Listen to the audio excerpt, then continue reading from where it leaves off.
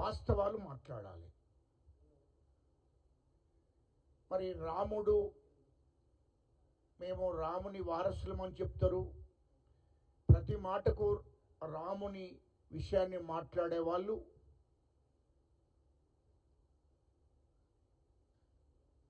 మరి ఇలా ప్రధానమంత్రి అబద్ధాలు దేశ ప్రజలకు, దేశ మహిళలకు చెప్తున్నారు అంటే ఆనాడు రాముడు కూడా అబద్ధం ఆడినట్టే కదా. మీరు మతాన్ని అడ్డు పెట్టుకొని, రాముడిని అడ్డు పెట్టుకొని హిందూ ఇజాన్ని, వాస్తవానికి నిజమైన హిందూ నరేంద్ర మోడీ కాదు. ఈ దేశం ఉన్నటువంటి బీసీలు, ఈ దేశం ఉన్నటువంటి ఎస్సీలు, ఎస్టీలు నిజమైన హిందువులు.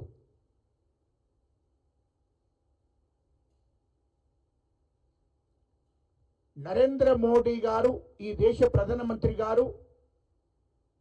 చేస్తారు. మరి ఈ దేశ ప్రజలను ఉద్దేశించి మాట్లాడే ముందు, ఈ దేశంలో ఉన్నటువంటి మహిళలను ఉద్దేశించి మాట్లాడే ముందు రాజకీయాలు, వాస్తవాలు మాట్లాడాలి, అబద్ధాలు మాట్లాడకూడదు. ఇయలో మహిళా బిల్లు అని చెప్తున్నారు. మహిళా బిల్లు ఎప్పుడు వచ్చింది? 2023లో మహిళా బిల్లు పెడితే బిల్లు పాస్ అయింది. పార్లమెంట్లో, రాజ్యసభలో పాస్ అయింది. రాష్ట్రపతి ఆమోదం కూడా చెందింది.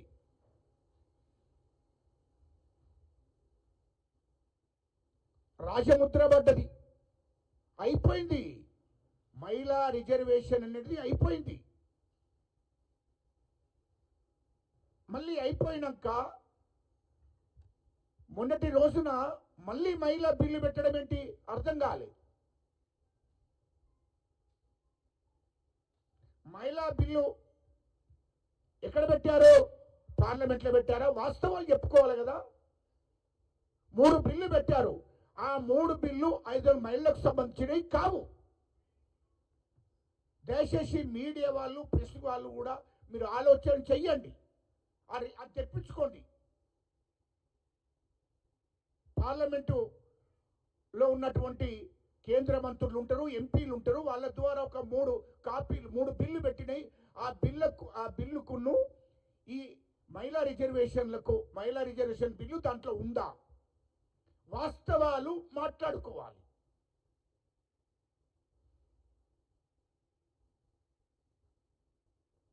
మహిళా బిల్లు ఎప్పుడు పెట్టారు? 2023లో పెట్టారు. దానికి కాంగ్రెస్ పార్టీ, మా ఆది నాయకుడు రాహుల్ గాంధీ గారు, సోనియా గాంధీ అమ్మ, ప్రియాంక గాంధీ గారు, మల్లికార్జున్ ఖార్గే గారు, కాంగ్రెస్ హైకమాండ్, ఇతర ప్రతిపక్ష పార్టీ నాయకులందరూ కూడా మద్దతు చేశారు. ఏకగ్రీవంగా తీర్మానం జరిగింది. మహిళలకు ఖచ్చితంగా 33% రిజర్వేషన్ ఇవ్వవలసిందని చెప్పి నిండు పార్లమెంట్లో అందరూ మద్దతు చేశారు. ఏకగ్రీవంగా తీర్మానం జరిగింది పార్లమెంట్లో 2023లో. అదేవిధంగా రాజ్యసభలో కూడా ఏకగ్రీవంగా తీర్మానం జరిగింది.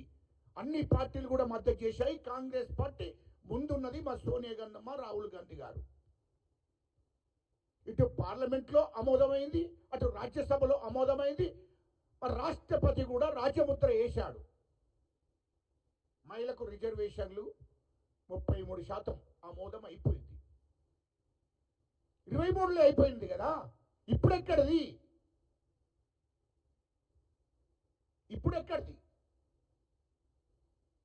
ఏమన్నా ఉంటే మహిళా బిల్లు పెట్టాము. మహిళా బిల్లు ఎప్పుడు 2 సంవత్సరాలకు ఒకసారి పెడతారా? నాకు అర్థం కాలే. 2023లో పెట్టారు, 24, 25. వాస్తవానికి 24లో అమలు చేయాలి నరేంద్ర మోడీ గారు, ఈ దేశ ప్రధానమంత్రి గారు. నీకు మహిళల మీద ప్రేమ ఉంటే, మహిళల మీద గౌరవం ఉంటే ఈ దేశంలో నువ్వు వాస్తవానికి 24లో అమలు చేయాలి. పార్లమెంట్ ఎలక్షన్లలో మహిళలకు రిజర్వేషన్ ప్రకారము 33 రిజర్వేషన్ ప్రకారము వాళ్లకు సీట్లు ఇవ్వాలి. రిజర్వేషన్ అమలు చేయాలి. ఎందుకు చేయలేదు అని అడుగుతున్నాం మేము. అదేవిధంగా ఇతర రాష్ట్రాలలో ఎలక్షన్ జరిగినాయి. 23లో మహిళా బిల్లు అయిపోయిన తర్వాత 23లో 33% మహిళా బిల్లు అయిపోయిన తర్వాత ఇతర రాష్ట్రాలలో ఎలక్షన్ జరిగినాయి. ఎందుకు 33% రిజర్వేషన్లు వాళ్ళకి ఇవ్వలేదు? ఎందుకు ఆపారు? దీనికి చెప్పాలి బీజేపీ నాయకత్వం. నేను ఒక పౌరునిగా, ఈ దేశ పౌరునిగా మాట్లాడుతున్నా. మాకు మీ హోదా లేదు, నేను కానీ ఈ దేశ పౌరునిగా మాట్లాడుతున్నా. మీరు ఎందుకు ఇవ్వలేదు? 2023లో మహిళా బిల్లు పాస్ అయింది కదా, రాజముద్ర పడ్డది కదా, రాష్ట్రపతి ఆమోదం తెలిపారు కదా. మరి తెలిపినాక ఎందుకు 23 తర్వాత ఎలక్షన్స్ వచ్చినాయి, 24లో పార్లమెంట్ ఎలక్షన్లు వచ్చినాయి. పార్లమెంట్ ఎలక్షన్లో ఎందుకు అమలు చేయలేదు 33% రిజర్వేషన్? అదేవిధంగా ఇతర రాష్ట్రాల్లో అసెంబ్లీ ఎన్నికలు జరుగుతున్నాయి. ఇతర రాష్ట్రాల్లో అసెంబ్లీ ఎన్నికలు జరిగాయి. ఎందుకు 33% రిజర్వేషన్లు మీరు ఎందుకు అమలు చేయలేదని అడుగుతున్నాం మేము. వాస్తవాలు మాట్లాడుకోవాలి. కొంతమంది అంటే అవగాహన లేనటువంటి వాళ్ళు ఇష్టం వచ్చినట్టు మాట్లాడుతున్నారు. ఇది వాస్తవం కాదా? ఆనాడు కాంగ్రెస్ పార్టీ, ప్రతిపక్ష పార్టీ నాయకులు, అధికార పార్టీ అందరూ కలిసి ఏకగ్రీవంగా తీర్మానం చేశారు 2023లో 33% రిజర్వేషన్ మహిళలకు. దాన్ని ఎందుకు అమలు చేస్తలేరు? పార్లమెంట్లో ఆమోదమైంది ఆ బిల్లు, రాజ్యసభలో ఆమోదమైంది, రాజముద్ర పడ్డాక ఎందుకు అమలు చేస్తలేరో దానికి జవాబు చెప్పాలి. ఇప్పుడు 2026లో పార్లమెంట్లో బిల్లు పెట్టావు. ఏ బిల్లు అది? ఏ బిల్లు పెట్టావు? డిలిమిటేషన్ బిల్లుకు దానికి ఏమి సంబంధం ఉన్నది? ఇంకా ఇతరత్ర బిల్లులు పెట్టారు. అంటే మొత్తం 3 బిల్లులు పెట్టారు. ఆ 3 బిల్లుకును మహిళా బిల్లుకు ఏమి సంబంధం లేదు. ఇష్టం వచ్చినట్టు దేశ ప్రధానమంత్రి ఈ దేశ ప్రజలతో అబద్ధాలు ఆడతారా? ఈ దేశ మహిళలతో అబద్ధం ఆడతారా? దేశ ప్రధానమంత్రివి, ఈ దేశ ప్రజలు గౌరవించాలి. నువ్వు ప్రధానమంత్రిగా ప్రమాణ స్వీకారం చేసినప్పుడే నేను అబద్ధం ఆడను, ఈ దేశం కోసం, ఈ దేశ ప్రజల కోసం నీతి నిజాయితీగా పనిచేస్తని ప్రమాణ స్వీకారం చేస్తావు. భగవద్గీత మీద ప్రమాణం చేశావు, రాజ్యాంగం మీద ప్రమాణం చేశావు. ప్రమాణం చేసి కూడా నువ్వు అబద్ధం ఆడుతున్నట్టు ఏంటి? ఈ దేశ ప్రజలు, ఈ దేశ మహిళలు మోసం చేస్తున్నట్టే కదా నువ్వు. నోట్లకి వెళ్తే అబద్ధం ఆడతాడు.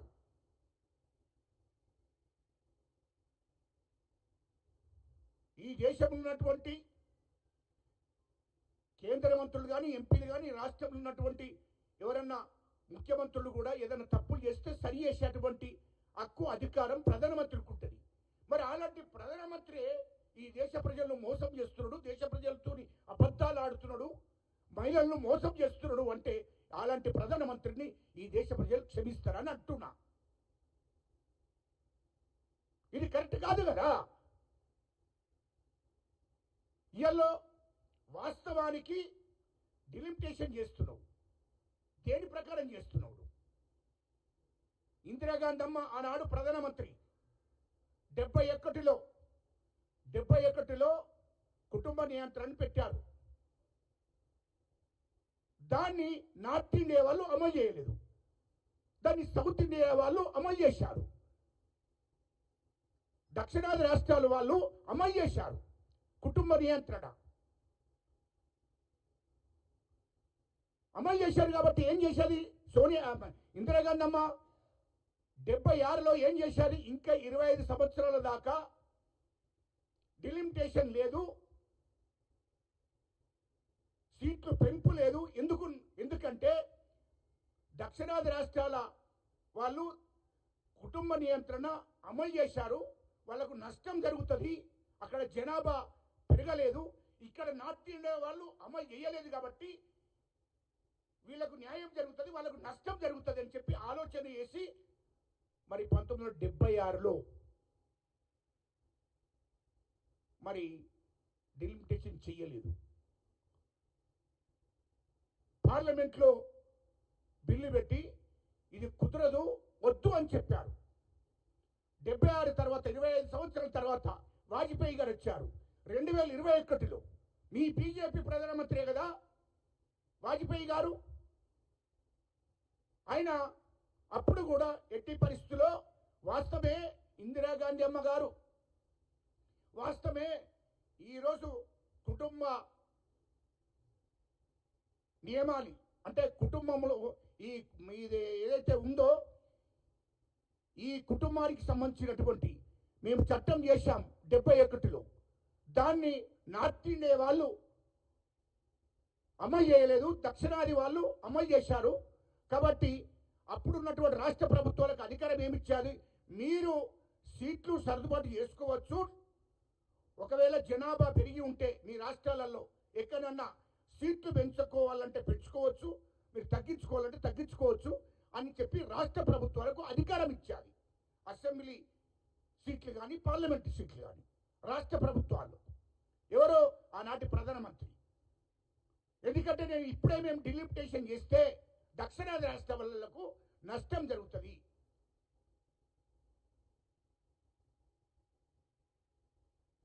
అని చెప్పి ఆనాడు ప్రధానమంత్రి వాజ్పేయి గారు 2001లో డిలిమిటేషన్ చేయలేదు. ఇంకా 25 సంవత్సరాలు టైం పెట్టాడు. అంటే ఇప్పుడు 25 సంవత్సరాలు అయింది, ఇది 2026.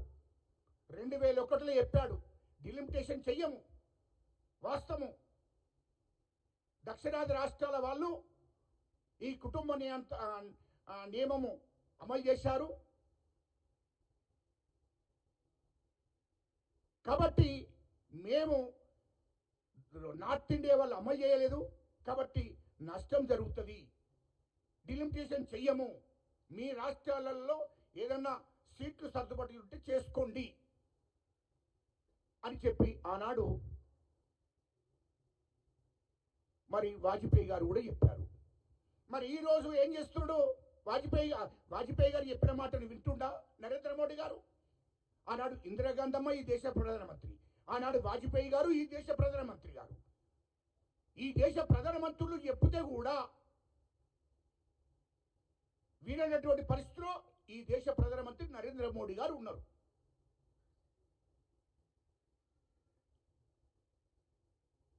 మరి ఈ ఫ్యామిలీ ప్లానింగ్ అనేది ఎవరు పెట్టారు? ఇందిరాగాంధీ అమ్మ పెట్టారు. ఈ ఫ్యామిలీ ప్లానింగ్ అనేది 71లో పెట్టారు, 1971లో. అది మనం అమలు చేసాం దక్షిణాది రాష్ట్రాలు. కాబట్టి దక్షిణాది రాష్ట్రాలకు నష్టం చేయొద్దని ఆనాడే డిలిమిటేషన్ చేయకుండా ఆపింది. ఇంకా 25 ఏళ్ళ దాకా డిలిమిటేషన్ చేయకూడదు అని చెప్పి నిర్ణయం తీసుకున్నది ఆనాటి ప్రధానమంత్రి ఇందిరాగాంధీ అమ్మ.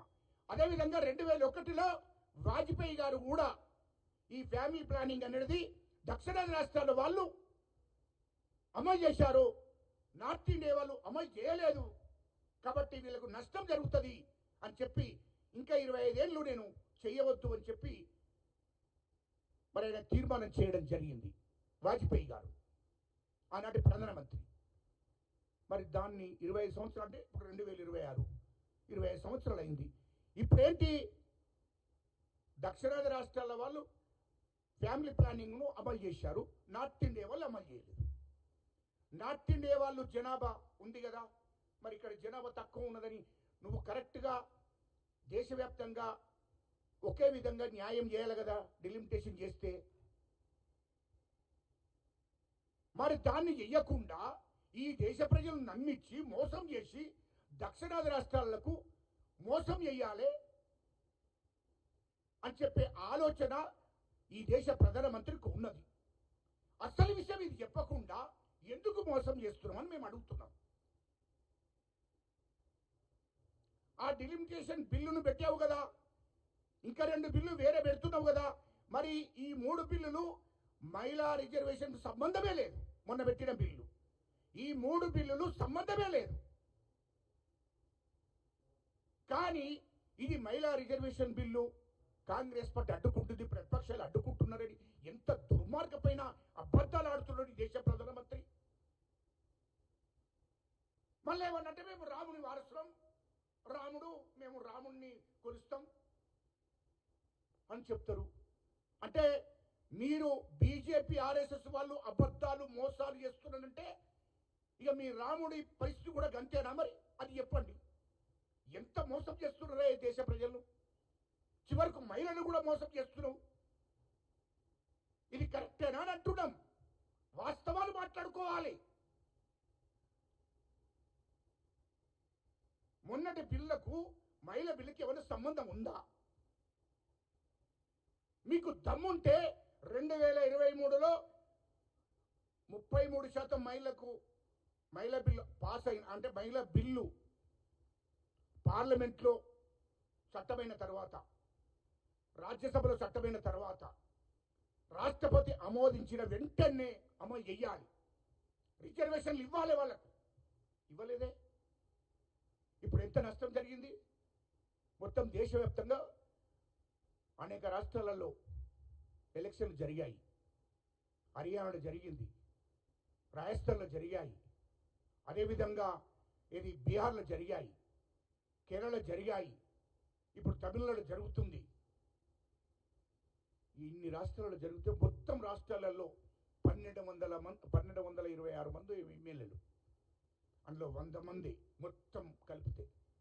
ఇవాళ 33% వాళ్ళకు రిజర్వేషన్లు ఇస్తే ప్రతి అసెంబ్లీలో 50 నుంచి 60 మంది 70 మంది మహిళలు ఉండేవాళ్ళు. అంటే ఇప్పుడు వాళ్ళకి అన్యాయం చేసినట్టే కదా నువ్వు? అన్యాయం చేసినట్టే కదా. ఎంత దుర్మార్గమైన పరిపాలన చేస్తున్నావు, ఎంత దుర్మార్గమైన ఆలోచన చేస్తున్నావు నువ్వు. ఏమనంటే మేము మహిళ బిల్లు ఎన్నిసార్లు పెడతావేను పార్లమెంట్లో?